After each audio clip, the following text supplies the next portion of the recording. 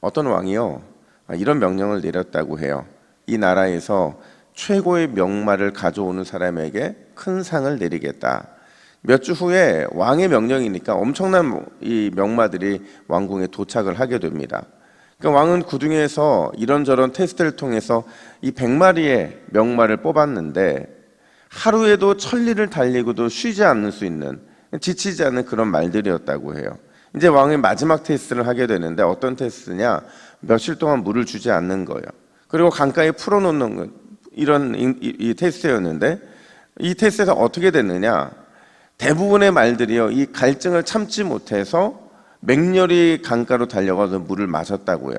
오직 4마리의 말만이 이 조련사의 신호만을 기다리고 자신의 이 본성을 거스리고 있었는데 그 말들을 보면서 이 왕이 이렇게 말을 합니다. 저것이 진짜 명마이다. 명마의 비결은 인내이기 때문이다. 본성을 거스리는 인내 테스트, 여기에서 성공해야만 비로소 명마가 되는 것이다 라고 말을 했다는 거죠. 여러분, 지난 금요일날 우리는 가나안 땅에 입성한 아브라함 이야기를 함께 나누었어요. 우리가 주목해야 되는 건 아브라함의 태도죠. 우리 7절과 8절 말씀을 같이 한번 읽어볼까요? 7절과 8절입니다. 시작. 자기에게 나타나신 여호와께 그가 그곳에서 제단을 쌓고 그가 그곳에서 여호와께 제단을 쌓고 여호와의 이름을 부르더니. 아멘. 여러분, 아브라함은요, 가나안 땅에 들어가서 제단을 쌓고 또 쌓으면서 기쁨으로 예배를 합니다. 이제는 이 기쁨의 예배를 통해서 고생 끝나고 행복이 시작될 것 같은 그런 분위기가 금요일날 이 본문의 내용이었어요. 그런데 오늘 본문은 또 어떻게 시작을 하느냐? 우리 10절도 같이 한번 읽어볼까요? 10절입니다. 시작. 그 땅에 기근이 들었으므로 아브라함이 애굽에 거류하려고 그리로 내려갔으니 이는 그 땅에 기근이 심하였음이라. 갑자기 기근이라는 고난이 찾아오게 되죠. 그것도 너무 심해서 도저히 가나안 땅에서는 살 수 없는 그런 상황이 발생하게 된 겁니다. 근데 놀라운 건 뭐냐면 지금까지 옮기는 곳마다 제단을 쌓고 예배하며 하나님의 이름을 불렀던 아브라함이 아무런 예배도 없이 아무런 기도도 없이 애굽으로 피난을 떠나더라는 거예요. 바로 이 일로 인해 발생한 사건이 오늘 본문의 핵심인데, 과연 오늘 본문은 우리에게 어떤 교훈을 주느냐? 2가지를 주목했으면 좋겠어요. 첫 번째로, 위기 앞에 있을 때요, 항상 꼼수와 인간적인 방법을 우리는 경계해야 한다는 거죠. 우리가 위기를 당했어요. 근데 이 위기 앞에서 우리의 본성은 뭘 요구하냐면 어떻게 해서든지 이 위기를 모면하라고 말을 하는 거죠. 그러다 보면 자연스럽게 꼼수를 쓰게 되고 인간적인 마음에 끌려서 그 방법을 선택할 때가 많다는 거예요. 오늘 본문을 앞서 말한 것처럼 기근이라는 고난에서 출발을 하죠. 분명히 아브라함의 입장에서는요, 예상치 못한 고난이었을 거예요. 왜냐하면 분명히 하나님께 순종하는 사람이었거든요. 예배하는 사람이었거든요. 그의 아버지 데라는 여지까지 하란에 머물면서 순종하기를 두려워하고 있었는데 그의 아버지와는 달리, 아니 아버지와 남은 가족들을 하란에 남겨놓고 떠나올 정도로 아브라함은 정말 믿음의 대단한 결단을 내린 사람이었거든요. 그래서 가나안 땅에 왔고 심지어 와서 그의 행동은 늘 예배였고 기도를 빼놓지 않았거든요. 그런데 갑자기 기근이라고 하는 고난이 찾아오게 된 거예요. 근데 놀라운 건 바로 이 기근 앞에서 보였던 아브라함의 태도였죠. 오늘 본문에서 아브라함이 어떤 결정을 하려고 했을 때 앞서도 말씀드린 것처럼 예배했다든지 기도했다라는 말이 나오지 않습니다. 이 말을 바꿔 말하면 여러분, 예배하지 않고 기도하지 않는 우리의 삶에는 어떤 현상만 나타나느냐? 그냥 인간적인 방법만 나타나는 거예요. 위기 앞에 서라고 한다면 더 많은 꼼수와 더 많은 인간적인 방법을 선택할 수밖에 없는 거죠. 근데 중요한 건 뭐냐면 처음에는 그냥 꼼수였을 거예요. 그냥 인간적인 방법이었을 거예요. 근데 이게요, 오늘 본문을 보면 또 다른 꼼수, 또 다른 인간적인 방법으로 나타나게 되더라는 거죠. 우리 11절부터 13절 말씀을 우리 함께 읽을까요? 함께 읽습니다. 시작. 그대는 아름다운 여인이라 애굽 사람이 그대를 볼 때에 이르기를 이는 그의 아내라 하여 나는 죽이고 그대는 살리리니 원하건대 그대는 나의 누이라 하라. 그러면 내가 그대로 말미암아 안전하고 내 목숨이 그대로 말미암아 보존하리라 하니라. 자, 여러분, 아주 치명적인 거짓말 꼼수를 하게 되는데 생각해 보세요. 자기의 아내를 누이라 속여서 지금 아브라함은 자기의 목숨을 구걸하고 있는 거예요. 근데 여러분, 지금 이때 사라의 나이가 몇 살인 줄 아세요? 60이 넘었어요. 그러니까 정말 60이 넘었다라는 얘기는, 제가 60이 넘으신 분들을 뭐 폄훼하는 게 아니고요. 그렇게까지 아름다울까? 물론 아름다운 60 넘으신 분은 계십니다.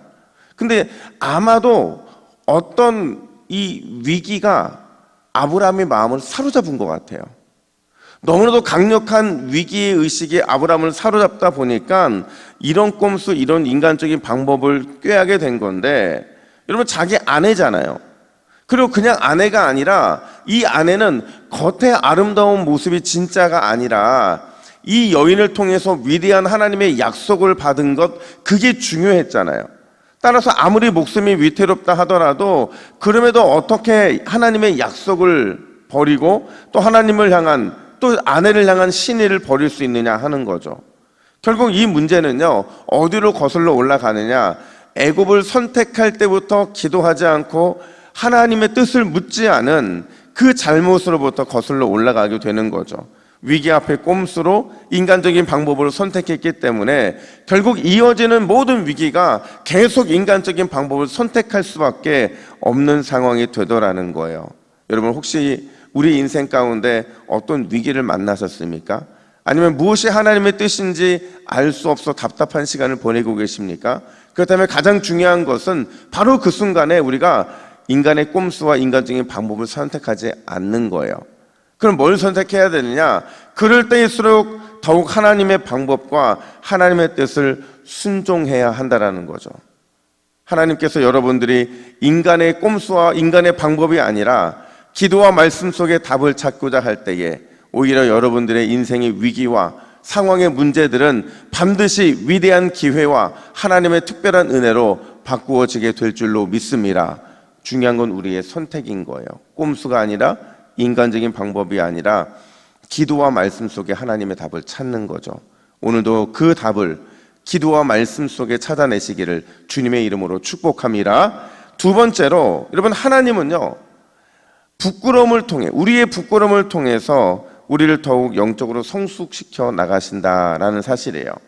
여러분, 성경에 보면 많은 별명들이 있는데 아브라함의 별명이 뭐예요? 무슨 조상이에요?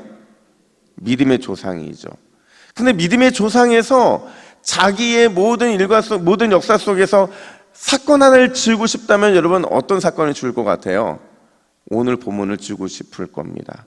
분명히 아브라함은 잘못했거든요. 아내를 누이라 속이고 하나님의 약속까지 저버린 이 모든 행위들이 너무 창피했을 거거든요. 근데 신기하게도요, 오늘 본문에서 하나님이요, 그런 아브라함을 향해서 침묵하십니다.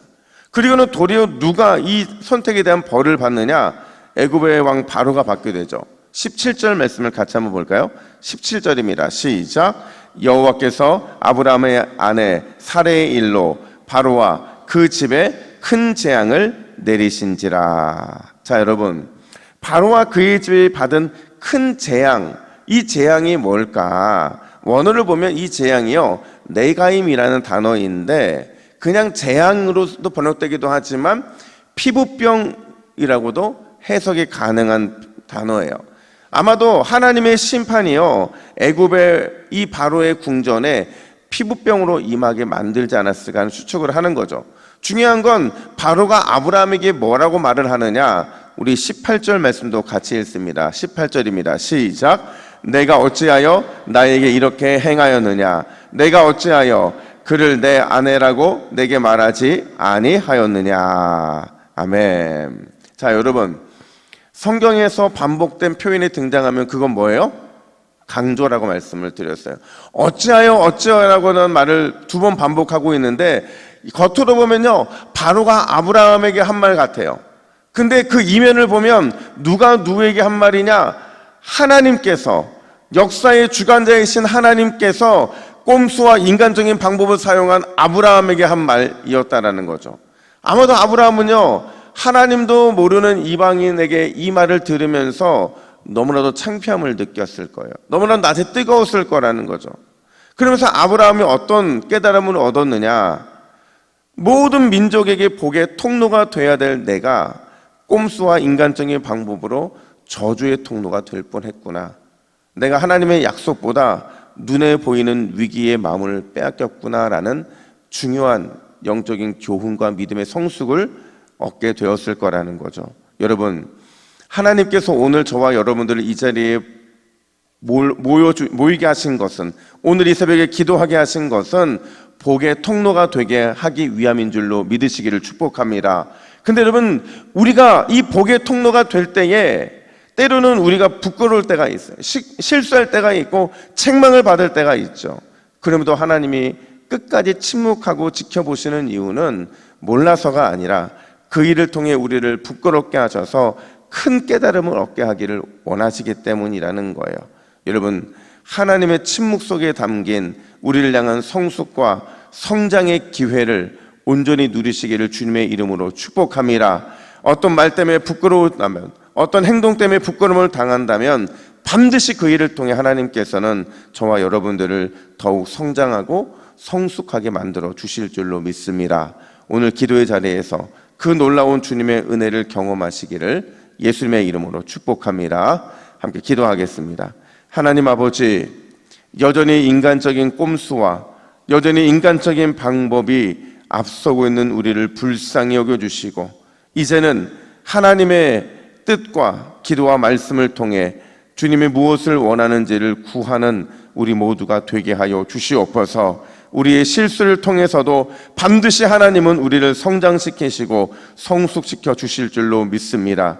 오늘 그 하나님의 놀라운 은혜 앞에 다시 한번 기도하며 주님의 은혜를 누릴 수 있도록 오늘 이 새벽 우리를 붙잡아 주시옵소서.